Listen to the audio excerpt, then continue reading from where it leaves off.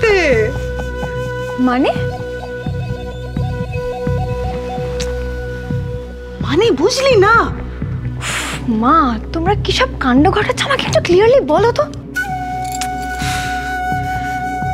এবার আমি না রে ঝিলমিল, এবার ওই ছোট চুল তিস্তা ওই দায়িত্ব নিয়েছে রে কনকবিদের।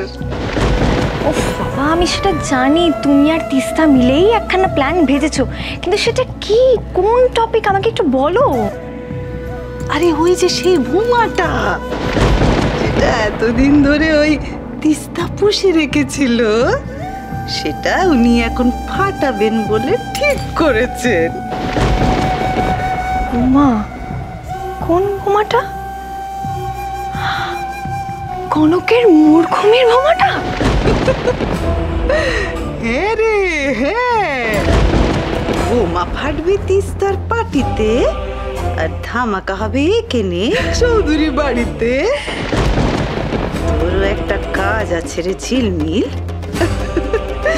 মজা নেয়া।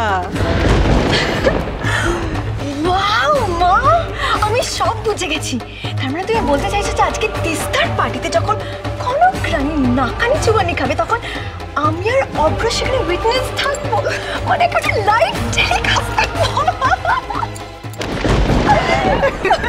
এই তো এই তো আমার মেয়ের বুদ্ধি খুলেছে। বলছি কি আর সাদে রে,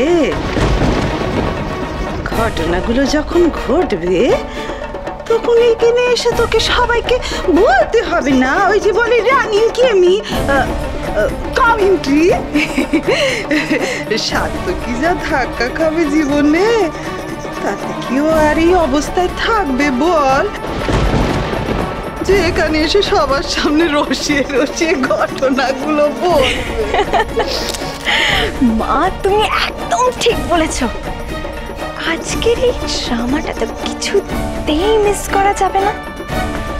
আজকে তিস্তার পার্টিতে আমি আর অভ্র যাবই। আরে দাদা ভাই, আরে তাড়াতাড়ি আয়। কি ভালো ভালো খাবার এগুলো, অবশ্য দাদা ভাই আমার জন্য কিন্তু কবে আসবে। এসো এসো মহেশ, এসো এসো তাড়াতাড়ি এসো, বসুন প্লিজ। তাড়াতাড়ি কর, আর সহ্য হচ্ছে না। ওই দাঁড়া আসুক।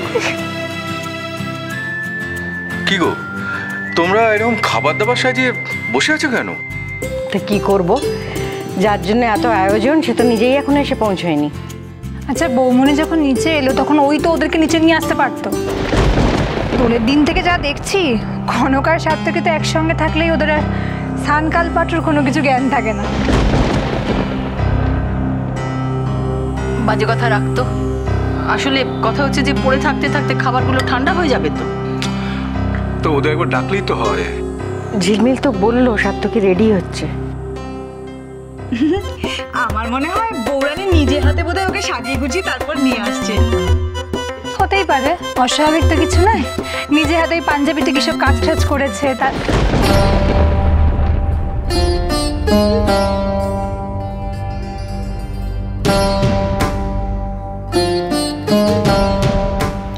ওই তো ওরা চলে এসেছে।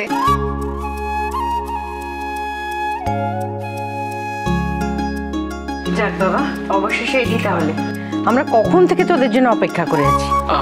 সরি, একটু লেট হয়ে গেল। কি ব্যাপার দাদা ভাই, তুই বৌরানির কাজ করা পাঞ্জাবিটা না পরে এসে এটা পরে এলি?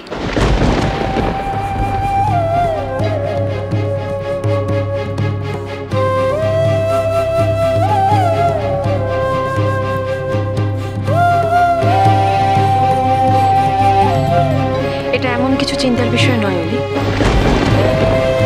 এমনিতেই অনেক দেরি হয়ে গেছে, ওকে বসতে দাও আগে। সার্থকী এসো।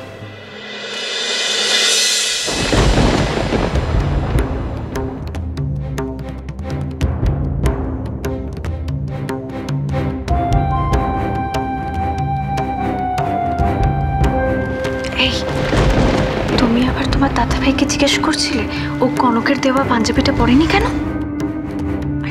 এতটুকু কমন সেন্স নেই? ওরকম কেউ মার্কা কাজ তোমার দাদা ভাই পড়বে বলো? সেই তো, কনকের তো পছন্দটাও তো ওরকমই, আর বুদ্ধিটাও তেমনি। ঠিক বলেছ এতদিনে তোমার দাদাভাইয়ের পছন্দটা বুঝলো না কো। মা, আপনি ওকে আশীর্বাদ করে মুখে একটু পায়েস দিন। আশীর্বাদ তো আমি নিশ্চয়ই করবো ইন্দু, কিন্তু মা হিসেবে প্রথম পায়েসটা তুমি খাওয়াও। তাহলেও বাড়ির সব থেকে বড় সদস্য হিসেবে আর ওর রাঙামা হিসেবে এই কাজটা আপনি করুন। এরপর তো আর কিছু বলার থাকে না। দেখি তো দাদু ভাই। এই না,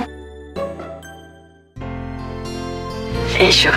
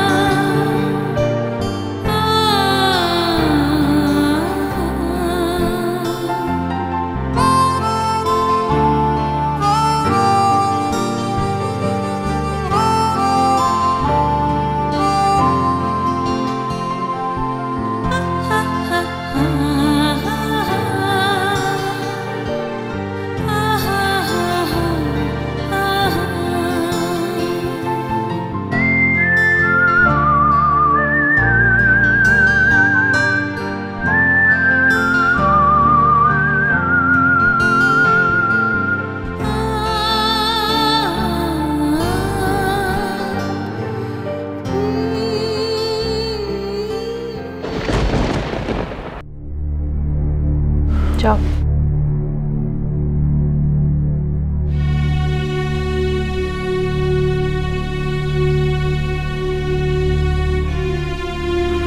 না থাক থাক থাক, ভালো থাকো বাবা, সুখে থাকো, আনন্দে থাকো, এটাই তো আমার কাছে অনেক। দুহাত ভরে আশীর্বাদ করি, তবে হ্যাঁ পায়েস টায়েস কিন্তু খাওয়াবো না কো। এক চামচ করে সবাই যা খাওয়াচ্ছে, এরপরে তো ভালো মন্দ খেতেই পারবে না কো। এটা আমার আর তোমার মামার তরফ থেকে ছোট্ট একটা উপহার। এসব আবার কেন? কি দরকার ছিল? তোমার ছোট মা হাতে করে দিলে এরকম কথা বলতে পারতে।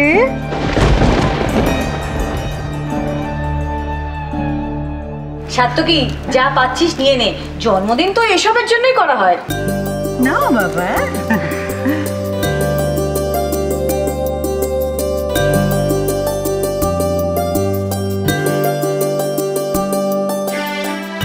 হ্যাঁ সেটা ঠিক, জন্মদিনে গিফট পেতে খারাপ লাগে না, তবে এইবারে বার্থডেটা আমার কাছে খুব স্পেশাল।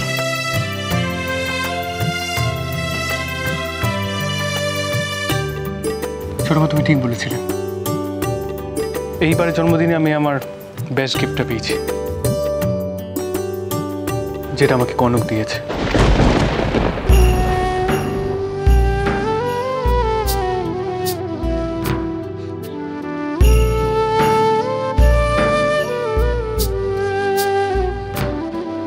এত যত্ন করে আমার জন্য একটা পাঞ্জাবিতে হাতের কাজ করে দিয়েছে,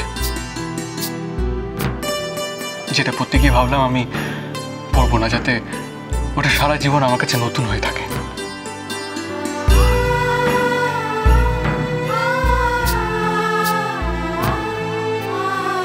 thank you Kanak.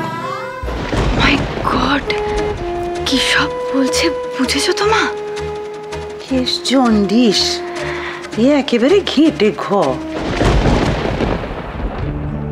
R thank you সবাইকে যারা আমার পাশে থেকে আমার জন্মদিনটা একটু স্পেশাল করে দিয়েছে।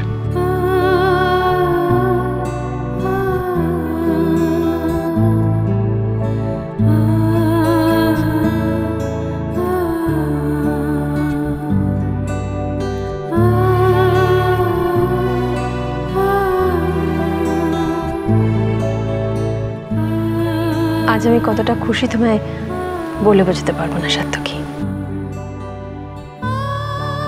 এতেই আমার সুখ, আর ঈশ্বরের কাছে প্রার্থনা করব আমার এই সুখে যেন কারোর না নজর লাগে।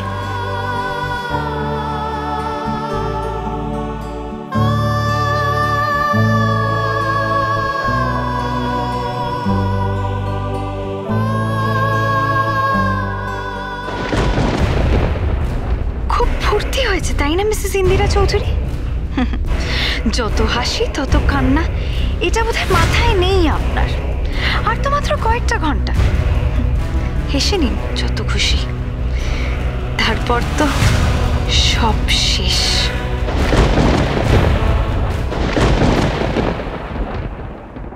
না, খেতে বসো।